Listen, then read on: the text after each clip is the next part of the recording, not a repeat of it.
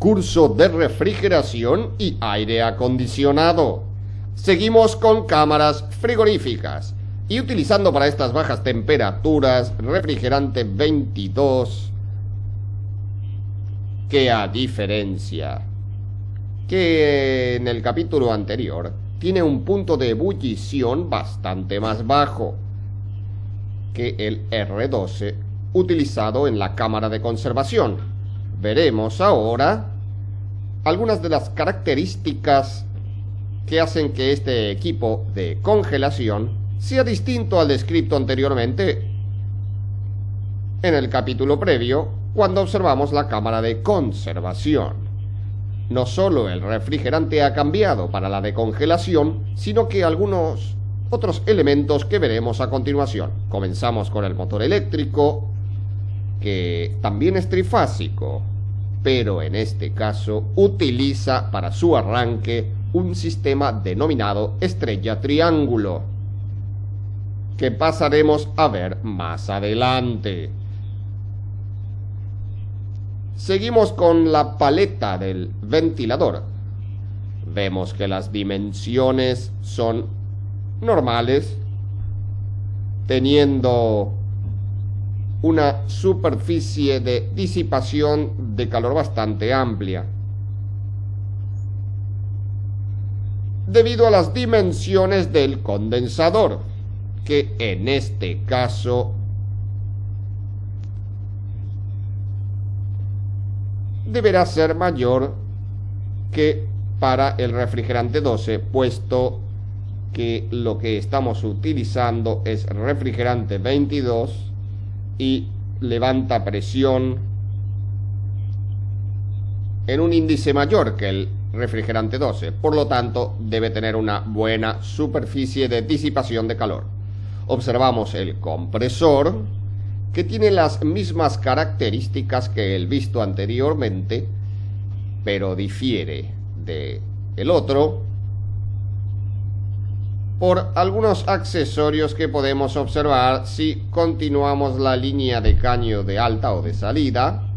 Vemos aquí que nos encontramos con un separador de aceite que tiene entrada y su salida hacia el condensador. Tiene también el caño de retorno de aceite o lubricante hacia el cárter del compresor. Como podemos observar, hay una conexión extra y a su vez se comunica con la presión de baja del presostato, que comanda en este caso la puesta en marcha y la parada del compresor. Vemos el presostato de alta, que actúa cuando la condensación sea defectuosa, aumentando el nivel de presión a determinados parámetros que puedan complicar o perjudicar el funcionamiento del compresor. La reposición de este presostato es manual. Corriendo la perilla verde, ponemos otra vez en funcionamiento el equipo, pero este volverá a apagarse si el problema de condensación persiste, por causas que pudieran ser obstrucciones entre las aletas de disipación de calor, polvillo, tierra, suciedad o falta de circulación de aire a causa de algún desperfecto en las paletas. A veces sucede que logran reunir sobre sus bordes pelusa y tierra y hacen que no extraigan el aire suficiente como para bajar la temperatura y presión. También tenemos el correspondiente depósito de líquido con su válvula de servicio.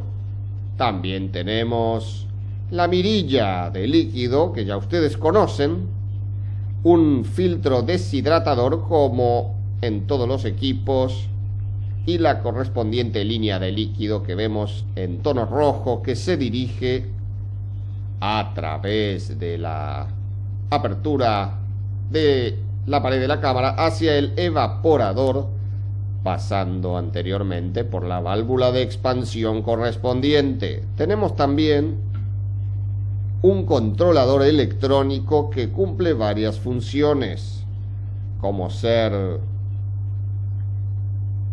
termostato, termómetro, timer, alarma, etcétera. Eso lo veremos más adelante.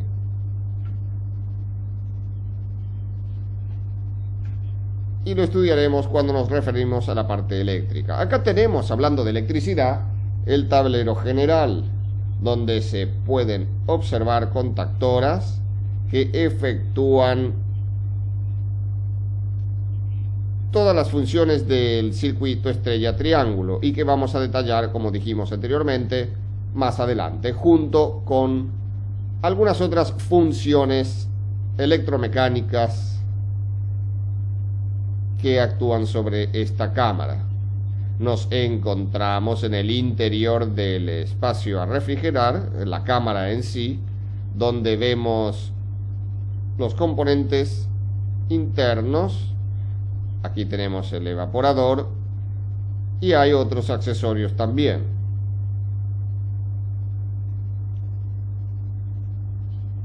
Observamos a la entrada del evaporador la válvula de expansión termostática con compensación exterior que nos permitirá la correspondiente caída de presión para bajar la temperatura del punto de ebullición.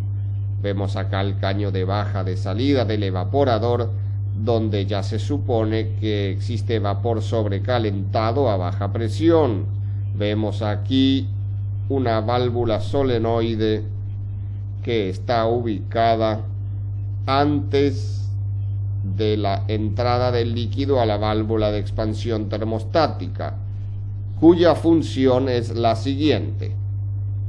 Cuando el control electrónico, actuando como termostato, detiene el funcionamiento del motor, no lo hace directamente sobre el motor, sino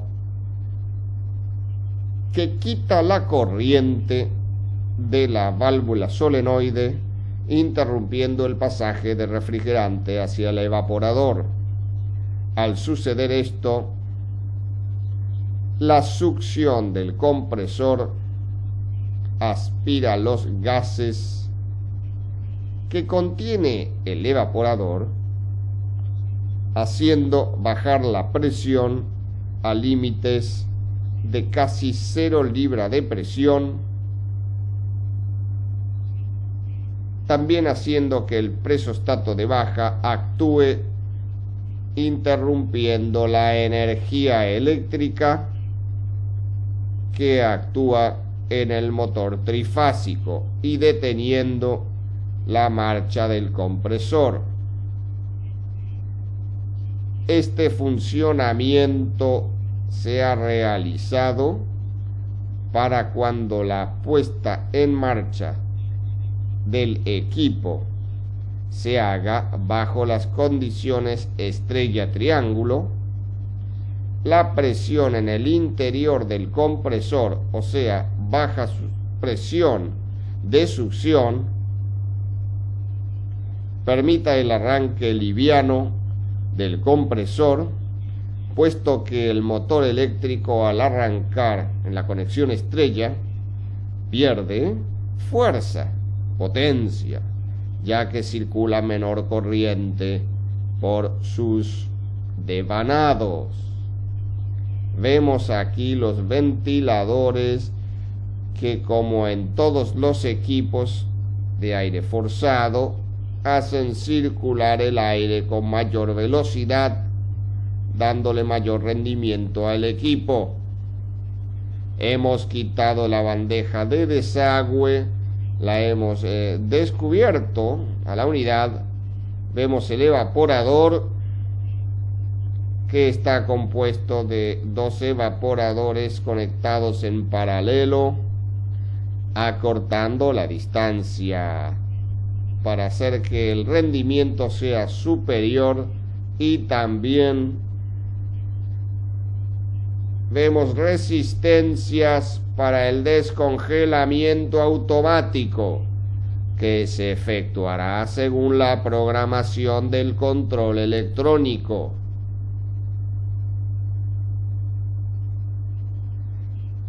Esta resistencia ubicada en la bandeja es similar a una que hay en el interior del evaporador, acompañando paralelamente la circulación del refrigerante, y que se pone en funcionamiento en el mismo instante en que comienza la descongelación, para evitar acumulación de agua en la bandeja o piedras de hielo que caiga, ayudándolas a fusionarse, licuarse y evacuarse a través del desagüe o desagote correspondiente. Aquí observamos la resistencia del evaporador, que permite el descongelamiento cuando la orden se ha dado por el control. Esto es una sonda o sensor del control electrónico que actúa con la temperatura del ambiente interior de la cámara, deteniendo el funcionamiento cuando la temperatura llega a la mínima prevista, y también dando la temperatura en el termómetro digital para observar qué temperatura se logra dentro del espacio a enfriar, sin tener necesidad de introducirse en el gabinete. Esta sonda o sensor es denominado sensor del evaporador porque actúa con la temperatura directamente del evaporador, dando los tiempos de descongelado y temperatura, principalmente de descongelamiento, también dando las órdenes para puesta de funcionamiento de los forzadores de aire después de un ciclo de descarchado, o también luego de bajar la temperatura en el evaporador, comienzan recién a funcionar los forzadores para no echar aire caliente sobre la mercadería cuando uno tiene las temperaturas suficientemente bajas, todavía no conseguidas. Sensor del evaporador. Esto es, el visto anteriormente es el sensor de ambiente. Vemos acá el diagrama de conexiones del control electrónico XR170C, modelo ideal para controlar bajas temperaturas hasta 60 grados centígrados bajo cero, que en nuestro caso no será tan baja la temperatura a lograr, rondará por los 20-22 grados bajo cero. Como podemos observar, tenemos dos entradas de línea, dos polos de la misma corriente monofásica, que en este caso serían 220 volts. Alimentan en paralelo una serie de alarmas numeradas con 13, 14 y 15, y también alimentan un polo del compresor, ventilador y la resistencia de descongelamiento. El otro polo se encarga de alimentar la posición 1 del control electrónico, que a medida que vaya funcionando al correr de las horas o también al variar la temperatura, irá cerrando los circuitos del compresor y del ventilador hasta determinado momento en que se ponga en funcionamiento el sistema de descongelamiento, eliminando las conexiones compresor y ventilador y conectando la resistencia para el desescarche. Podemos decir que la conexión 2 sería la salida del compresor, la 4 al ventilador, la 5 a la resistencia de descongelamiento. Los números 3 y 6, NC, corresponde a normal cerrado, que sería para efectuar otro tipo de conexiones. La conexión 8 y 9 son entradas de corriente que proceden de un transformador para alimentar el sistema digital con 12 volts de corriente alterna. Y las conexiones 10, 11 y 12 alimentan las sondas que hemos visto anteriormente y que censan la temperatura del evaporador con la conexión 10 y la temperatura del ambiente con la conexión 12, siendo la conexión 11 una conexión en común para las dos sondas. Este control en su interior posee otras alarmas que también accionan por mínima temperatura o por alta temperatura, también haciendo destellar ciertos parámetros que nos indica el mal funcionamiento del equipo en ese momento, haciendo sonar alarmas estridentes para que permitan percibir que hay algo que no está funcionando bien y poder observar en la pantalla digital esos parámetros. ¿Qué está sucediendo? Acá vemos el panel de comandos visto anteriormente y podemos observar las conexiones que están efectuadas en el mismo, teniendo en cuenta estas tres conexiones especiales que son las de los sensores, tanto del ambiente como del evaporador. Deberán ir conectadas independientemente del resto de las conexiones para evitar posibles campos magnéticos que afecten el funcionamiento normal del controlador. Vemos las distintas conexiones. Aquí tenemos entrada de 12 volts, resistencia, ventilador, lo que ya hemos visto. Acá tenemos el tablero de conexiones eléctricas, donde desmenuzaremos todos los componentes eléctricos que hacen actuar el motor y sus correspondientes contactoras. Lo que observamos ahora es la llave general de entrada de corriente trifásica, que servirá para desconectar totalmente todo el conexionado eléctrico en caso de realizar un trabajo, efectuar alguna reparación, asegurándonos que ningún componente se encuentre eléctricamente conectado. Bajando esta llave, desconectamos el tablero.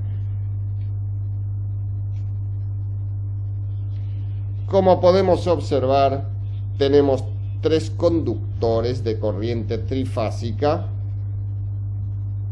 donde llamaremos fases RS y T. Directamente en la salida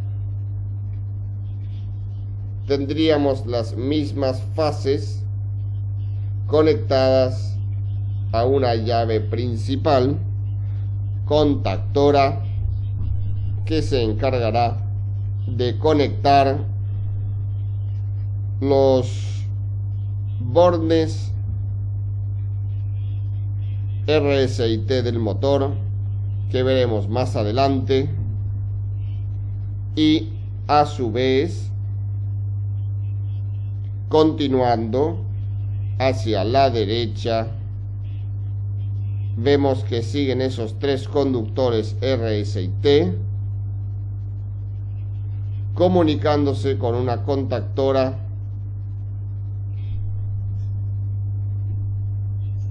que en su salida dirige sus cables hacia el motor eléctrico también, conectando los otros bornes del motor para cerrar el circuito, tanto estrella como triángulo. De esa misma conexión, subiendo y siguiendo por las conexiones, vemos que alimentamos otra contactora, conexiones en negro, otra contactora que en este caso cierra los circuitos, genera un cortocircuito en las tres fases para realizar el otro tipo de conexión llamado estrella, y todo esto hecho en corriente trifásica. Lo podríamos llamar conexiones eléctricas relativas a la potencia, o sea, generación de corriente para el motor trifásico. Vemos aquí las conexiones trifásicas que detallamos anteriormente y que observaremos con más atención para aprender el funcionamiento de este sistema. Aquí tenemos las tres fases RS y T que provienen de la contactora principal, y en los bordes superiores los finales o los principios de las bobinas, donde se conectan conductores que vienen tanto de la conexión estrella como de la conexión triángulo. En el primer instante, al ponerse en funcionamiento el motor, la conexión se hará por medio de la contactora estrella, cortocircuitando estos tres bornes que vemos, dejando los tres finales unidos y recibiendo a su vez alimentación por los bordes inferiores RS y T. Luego de un determinado tiempo que lograremos a través de un temporizador, las contactoras cambiarán el conexionado, uniendo un principio con un final, otro principio con otro final de cada fase, conectando de esa manera la conexión triángulo y dejando el motor eléctrico a plena potencia. Esto se efectuará automáticamente cada vez que se inicie la marcha del motor, encargándose del conexionado el timer, que actuará sobre las bobinas de las contactoras. Volviendo al tablero de conexiones, observando las fases RS y T, 1, comprobamos que serían las que alimentan los bornes inferiores en el motor eléctrico,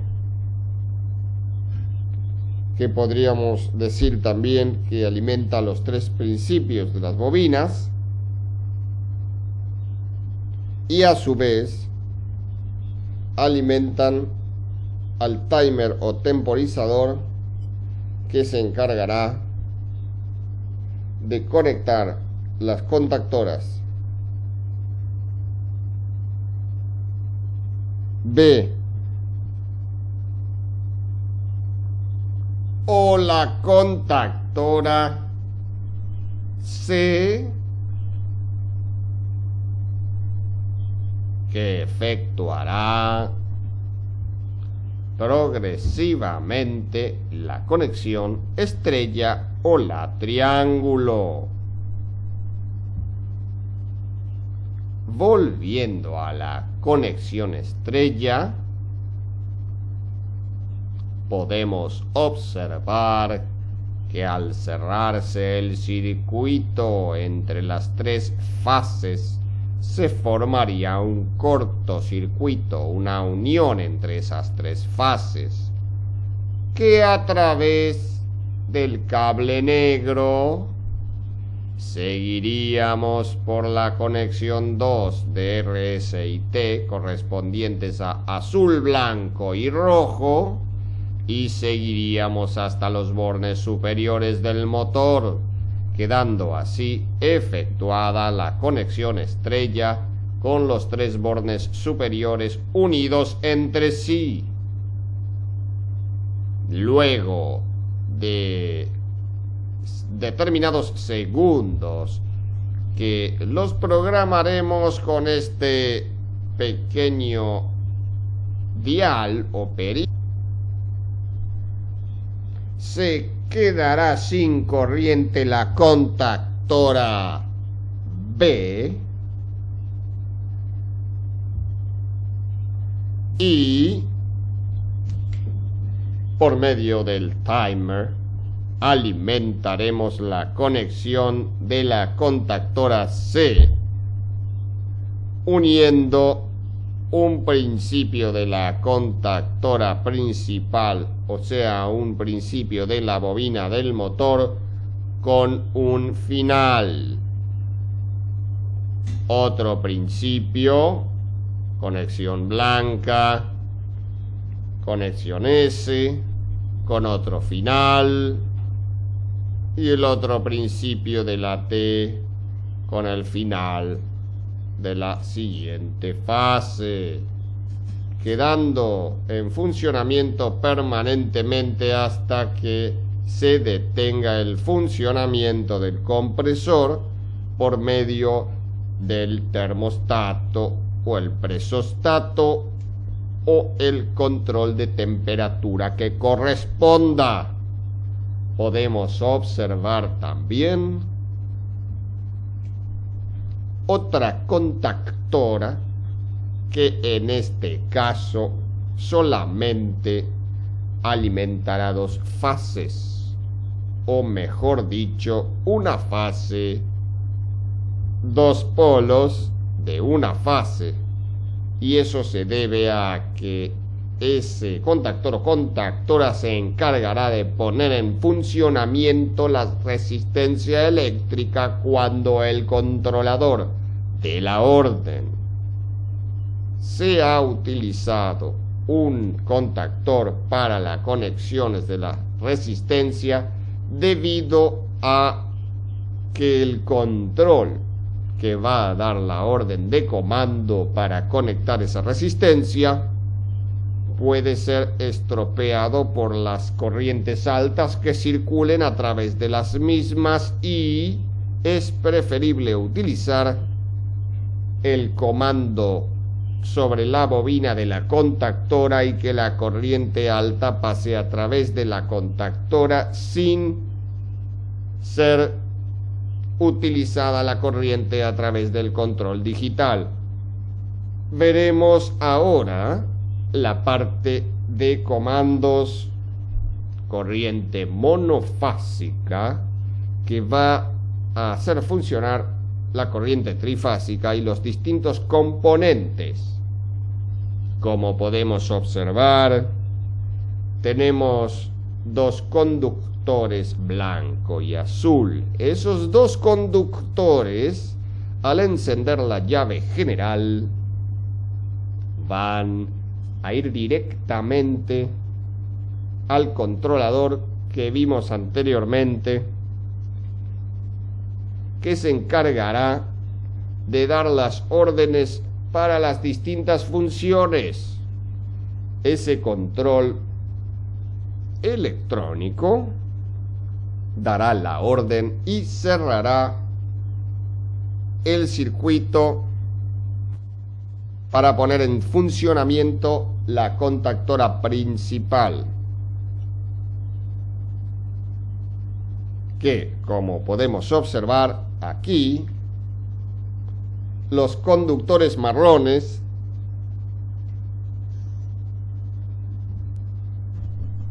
pasan a través de un protector térmico, una serie formada a través del térmico para que, en caso de un problema eléctrico, se apague esa contactora principal por medio de los térmicos, dejando sin energía la bobina de la contactora principal que podemos observar aquí, y deteniendo el funcionamiento de todo el grupo en general, ya que de esta llave se imparten las órdenes para las demás. Estos conductores que hemos mencionado anteriormente y que vemos que es corriente monofásica que sale directamente cuando subimos la llave general, van a alimentar al control electrónico y en su retorno, según las órdenes que dé este, pondrá en funcionamiento la contactora principal. Trabajaría sobre la bobina de la contactora. Al poner en funcionamiento la contactora principal, se pondría en funcionamiento por medio de la estrella triángulo visto anteriormente el motocompresor. Al detener la marcha del motocompresor, se hará por el siguiente método. Cuando el control de la orden desconectará la bobina de la contactora principal, dejando sin efecto la corriente que circula a través de las bobinas de la contactora B, de la contactora C y también del timer, que podemos observar está alimentado, podríamos decir, por el cable rojo, alimentación, y por el azul, alimentación. Este timer es el encargado de conectar primero la bobina de la contactora B y después la bobina de la contactora C, que hará los cambios mencionados anteriormente en los bornes del motor. El control electrónico dará órdenes también para detener el funcionamiento de los ventiladores que van en el evaporador ubicados en caso de que la temperatura del evaporador no sea lo suficientemente baja como para que el aire que pasa a través de él salga con una temperatura adecuada para hacer contacto con los alimentos que se encuentren dentro de la cámara. Y en ese caso lo comandará la sonda que vimos anteriormente, que va ubicada en el evaporador, el sensor del evaporador. También podemos observar que en la contactora que pondrá en funcionamiento la resistencia eléctrica tenemos una bobina que cerrará el circuito sobre esa bobina cuando el control electrónico dé la orden de cerrar ese circuito a través del mismo con la conexión correspondiente a resistencia. En ese momento se apagarán los forzadores, dejarán de funcionar los forzadores de aire, se efectuará también un corte en la energía de la bobina soledoide que está en el interior, dejando de circular refrigerante, viniéndose a una presión muy baja en el compresor, casi 0 libras de presión, deteniendo la marcha del mismo por un presostato de baja que desconectará también la conexión de la bobina de la contactora principal. En este momento quedaría conectada la resistencia, descongelando, estando detenidos el motor eléctrico y los ventiladores o forzadores de aire del evaporador. Como podemos observar, los comandos o instalación monofásica que permiten el funcionamiento de todo este sistema es bastante sencillo si seguimos fielmente los pasos a dar según los diagramas que ustedes tienen en los manuales. En el caso de la resistencia eléctrica, no posee térmicos porque no es necesario, ya que simplemente una resistencia funciona o no funciona, pero no existe peligro que, como en el caso de los motores eléctricos, pueda trabajar, por ejemplo, en 2 fases o pueda suceder un problema eléctrico en alguna de las fases, peligrando la vida del motor. Este se podría quemar, estropear, de tal modo que debemos protegerlo por medio de térmicos. En el caso de las resistencias eléctricas, simplemente las descartaríamos y pondríamos otras nuevas. Volviendo a repasar el sistema de funcionamiento para desconexión y conexión del equipo cada vez que la temperatura deseada llegue al control y éste deba de detener el funcionamiento del mismo para no seguir bajando la temperatura más de lo deseado, veremos otra vez nuevamente cómo funciona el corte y conexión del equipo, observando el presostato de baja, la conexión, corta una fase de la conexión en serie con la bobina de la contactora principal. Esto se efectúa de la siguiente manera: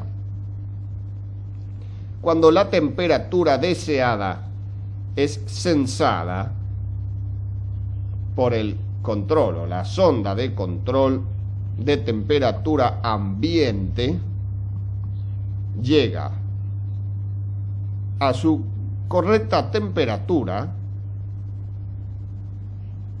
el control se encarga de desconectar la conexión hacia la bobina de la válvula solenoide que se encuentra en la entrada del evaporador, en la línea de líquido, a alta presión. Al quedar sin energía la bobina de la solenoide, la presión de baja comienza a reducirse rápidamente, a evacuarse el refrigerante que hay en el evaporador, y al llegar a una presión casi de vacío, desconectaría el presostato, dejando sin corriente el puente hecho a través del mismo, quedando sin energía la bobina de la contactora principal. cuando la temperatura en el interior del gabinete haya ascendido, haya subido, el control electrónico por medio de su sensor de ambiente de la orden para poner en funcionamiento otra vez al compresor, se energizará la bobina de la solenoide, permitiendo el pasaje de refrigerante a través del evaporador. El gas que inundará el evaporador irá por la cañería de aspiración hasta el compresor y conectará el presostato de baja, que en este caso se pondrá en funcionamiento con una presión muy baja para evitar una gran compresión que dificultaría el arranque con el sistema de estrella, que estará debilitado por la intensidad menor que circulará por las bobinas al estar conectado en ese sistema. Para aclarar un poco esto, diríamos que el compresor arrancará casi en vacío para que quede liviano y el motor pueda poner en funcionamiento el compresor sin dificultades y conectar el triángulo cuando ya el motor esté a pleno régimen de revoluciones, o sea que ya tendrá una velocidad tal que su intensidad habrá bajado lo suficiente como para reponer la conexión triángulo sin haber un amperaje alto circulando por el mismo. Eso ayuda a los motores a arrancar, y en algunos casos se le dice arrancar en vacío y no en contrapresión, ya que prácticamente estos arrancan en vacío sin efectuar esfuerzo alguno para la puesta en marcha. Estamos viendo ahora el presostato de alta, que, como hemos visto anteriormente, protege al compresor de las altas presiones generadas en el condensador a causa de mala circulación de aire por acumulación de tierra, suciedad, pelusa, polvillo que se junta entre las aletas del condensador y obstruye el pasaje del aire, haciendo que el refrigerante que está en el interior del condensador levante temperatura y presión, poniendo en peligro el buen funcionamiento del compresor e inclusive pudiendo llegar a destruir el cigüeñal del mismo debido a la alta presión que deben vencer los pistones dentro del cilindro en el momento de la compresión, cuando la trayectoria de los mismos es ascendente, donde se efectúan presiones altas, y más va a suceder en el caso de utilizar refrigerantes livianos de bajo punto de ebullición, como en el caso nuestro, que estamos usando refrigerante 22, cuyas presiones de alta y baja veremos más adelante en este mismo capítulo.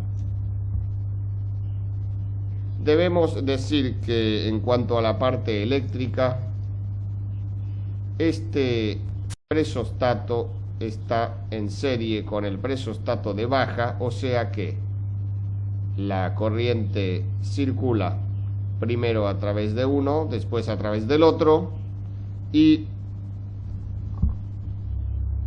en el caso de un problema de presión alta, cortará, desconectará la serie, quedará interrumpida esa serie, que también alimentará la bobina de la contactora principal, y en ese caso va a detener todo el funcionamiento del equipo y solo se pondrá en funcionamiento cuando lo repongamos a este presostato manualmente, corriendo hacia el fondo esta perilla verde que vemos aquí y que la utilizaremos en un caso muy especial, salvo que haya algún defecto. De lo contrario, prácticamente no funciona nunca esa perilla. Ese presostato es solamente como instrumento de seguridad para proteger el equipo. Hemos colocado nuestros manómetros para comprobar presiones alta y de baja, recordando que en esta situación utilizamos refrigerante 22 para que las temperaturas sean suficientemente bajas, teniendo en cuenta que el punto de ebullición, la presión atmosférica de este refrigerante, es de menos 42 grados centígrados, recordando también que esa temperatura llegaría en el evaporador solamente cuando la presión de baja en el mismo fuera de 0 libra, que en estos manómetros equivale a una atmósfera, ya que ellos indican presiones relativas y no toman en cuenta la presión atmosférica, o sea, la presión absoluta. Observamos el manómetro de baja presión o manovacuómetro y vemos que la aguja está indicando 0 libra de presión, a pesar de que la válvula de servicio de baja está abierta, está conectada con el manómetro, pero no habrá presión en baja hasta que la solenoide no dé la orden, ya que en el evaporador no existe refrigerante por encontrarse la válvula solenoide sin energía, sin corriente eléctrica, y por ello estamos observando una baja presión. Recordemos que eso ayudará al motor a arrancar fácilmente en estrella. Yendo al manómetro de alta, el manómetro de color rojo, vemos que hay aproximadamente 140 libras de presión. Esto sucede porque el refrigerante es liviano y ejerce buena presión. Si comparamos esto con la lección anterior, donde vimos cámaras con refrigerante 12, no había una presión tan alta en el refrigerante 12, ya que este es más denso y no tiene un punto de ebullición tan bajo. Como podemos comprobar, esa presión está estática debido a que el compresor no está funcionando todavía. Estamos observando el panel del controlador que, como se observa aquí, tenemos grados centígrados. Una flecha hacia abajo indicaría menos, una flecha hacia arriba, aumento. El set sería el seteador o reseteador para programar, dar los parámetros. Esto significa descongelamiento, calor, que se utilizaría en caso de querer hacer un descongelamiento manual. Un ejemplo sería cuando por alguna causa especial entra mucha humedad a la cámara, el vapor se convierte en hielo en el evaporador y obstruye en algunas ocasiones el buen funcionamiento del evaporador, ya que circula poco aire a través de él y no se distribuye en el espacio a refrigerar.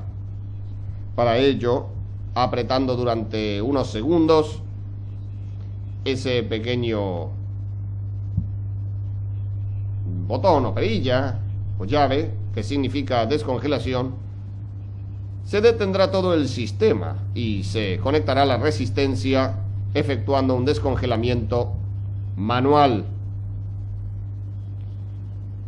Lo decimos así, de esa forma, manual, porque también podemos programar el descongelamiento automático, hasta 12 descongelamientos por día, o sea, un descongelamiento cada 2 horas,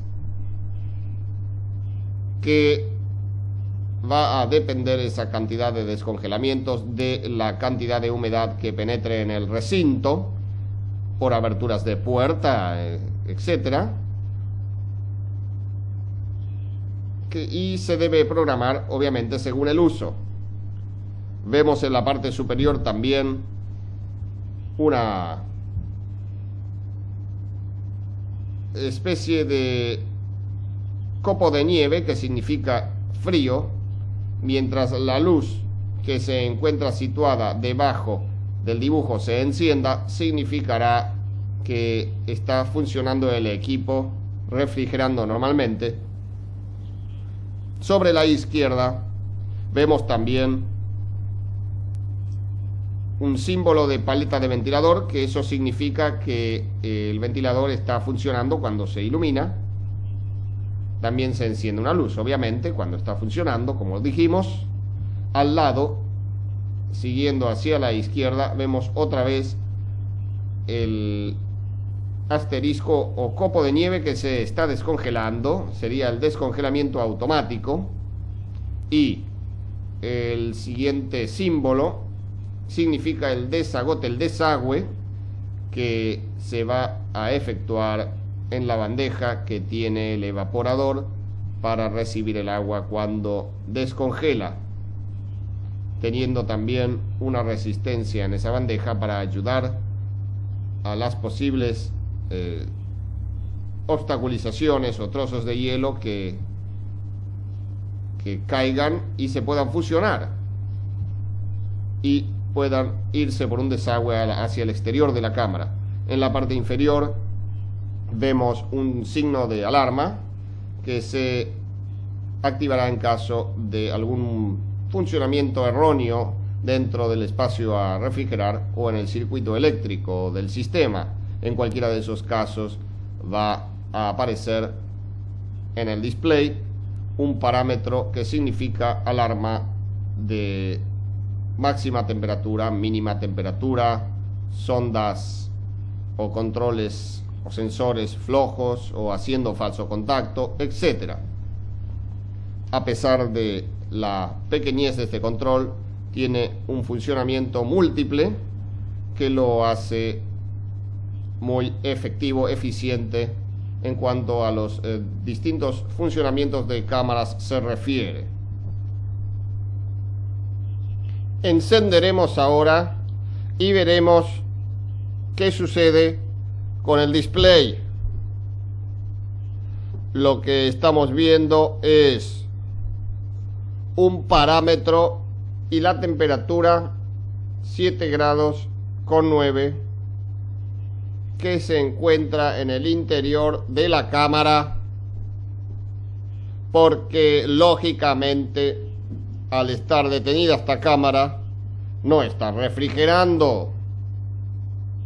Vemos que continúa el aumento de temperatura en el interior de la cámara, ya que recién comenzara a censar, y siempre sucede en este caso que las temperaturas no son exactamente iguales en el interior hasta no estar funcionando los forzadores de aire.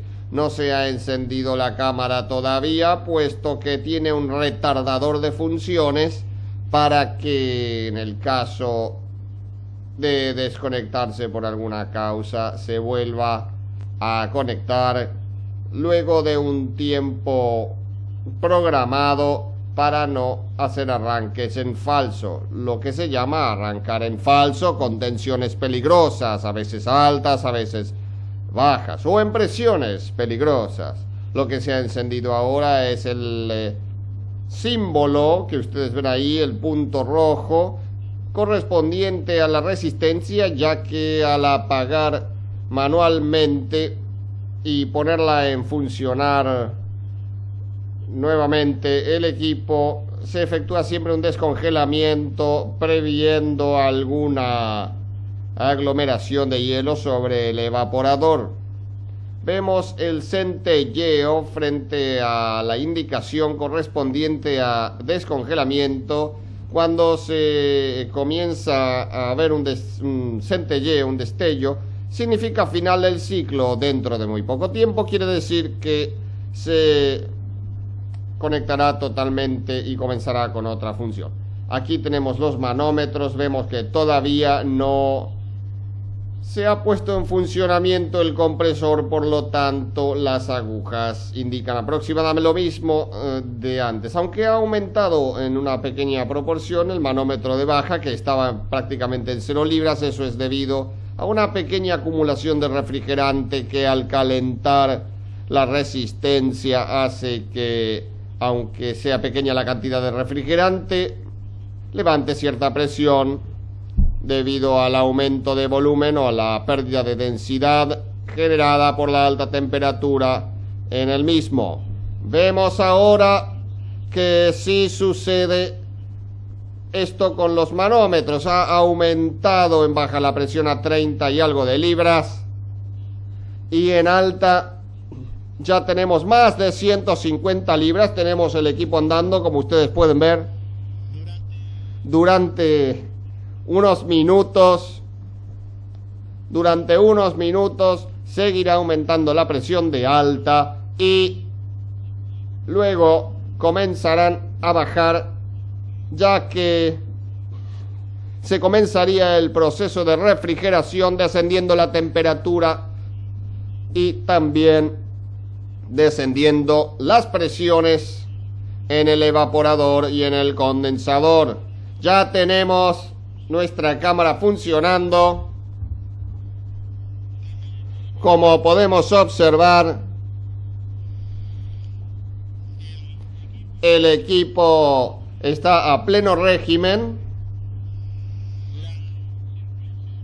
La circulación de aire a través del condensador es muy buena debido a la limpieza que se le ha propinado al mismo.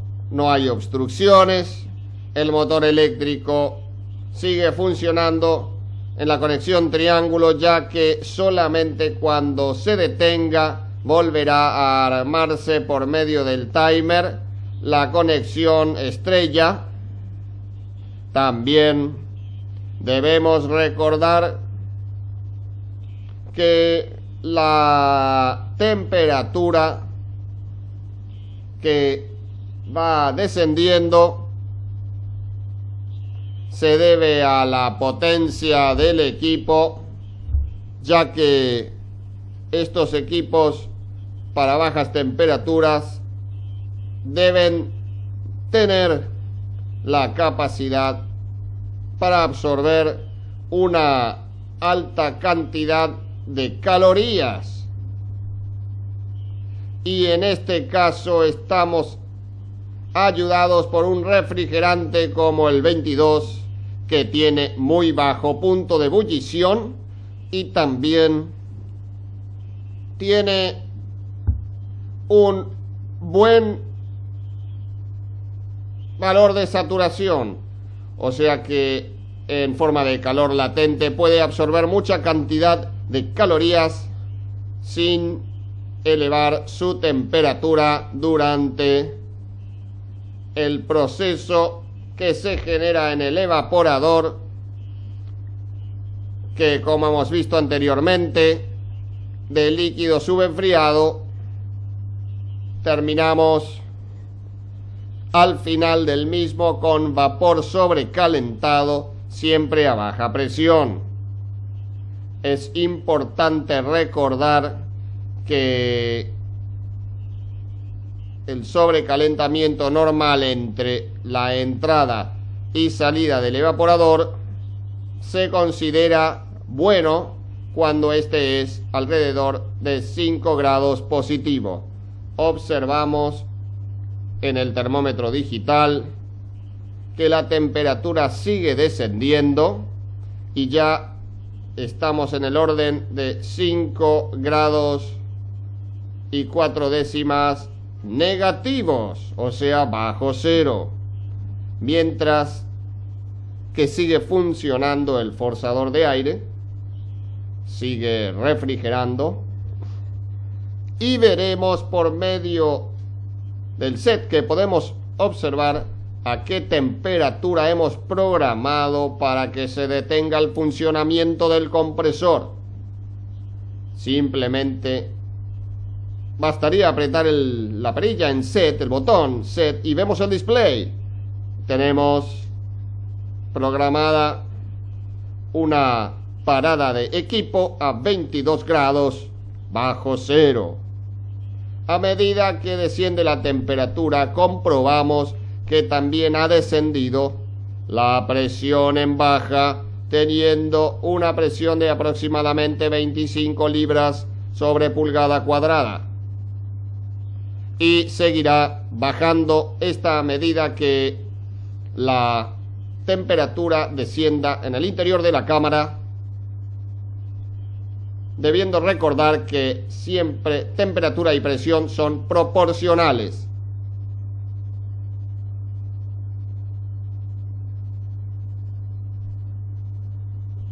Observamos en el manómetro de alta presión que tenemos alrededor de 175 libras por pulgada cuadrada.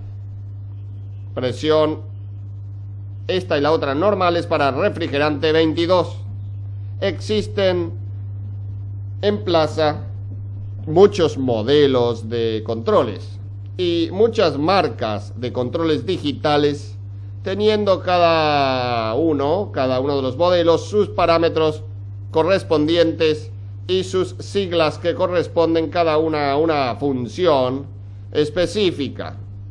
Y para poder penetrar en el programa también tienen un código de fábrica que debemos conocer para poder programar estos controles o cambiar los parámetros que ya estuvieran indicados. Por lo tanto, es necesario tener algún folleto o manual de el control que estuviéramos utilizando.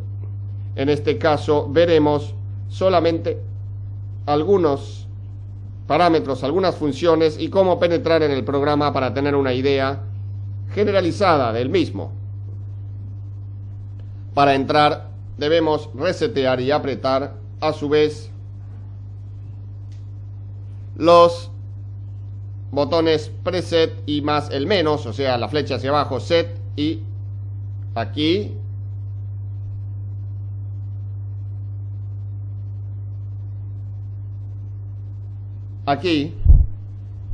podemos entrar en un programa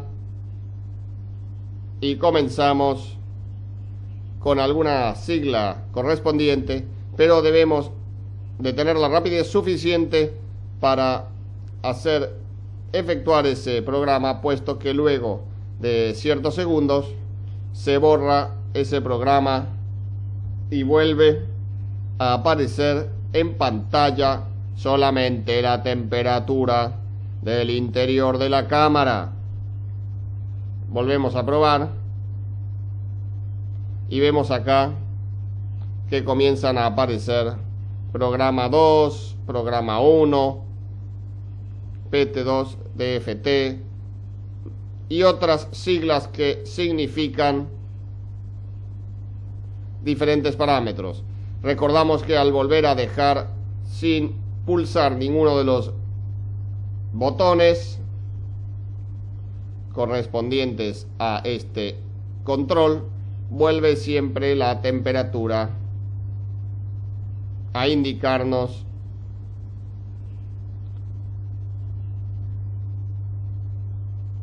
volvemos con las funciones para recordar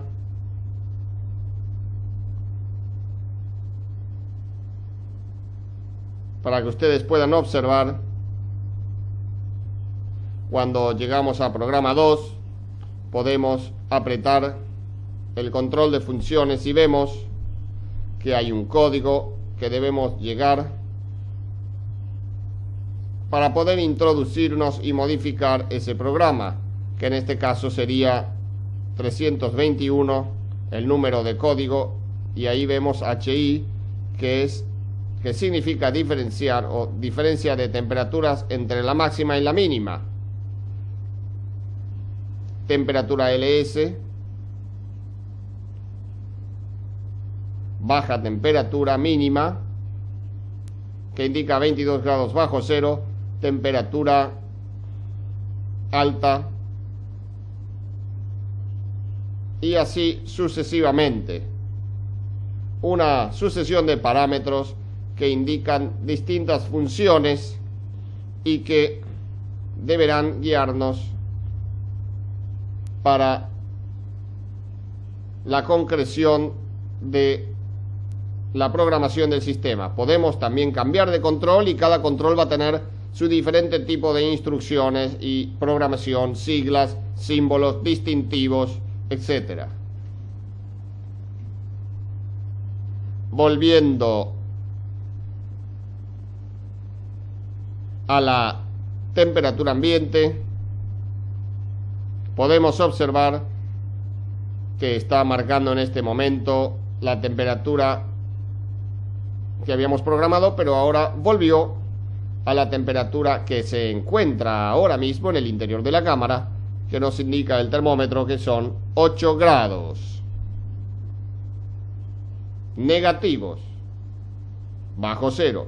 También podemos observar que si apretamos el botón correspondiente a descongelamiento manual, se ha apagado el ventilador. Es muy probable que ya se esté por detener el funcionamiento del motocompresor y se ha conectado la resistencia eléctrica que nos dará un descongelamiento extra. En nuestro próximo capítulo veremos aire acondicionado del automóvil, sus accesorios eléctricos y mecánicos y su funcionamiento en general. También veremos gases ecológicos con sus correspondientes presiones, sus manómetros y también su conexionado. También el funcionamiento y reciclaje de los mismos. No se lo pierda.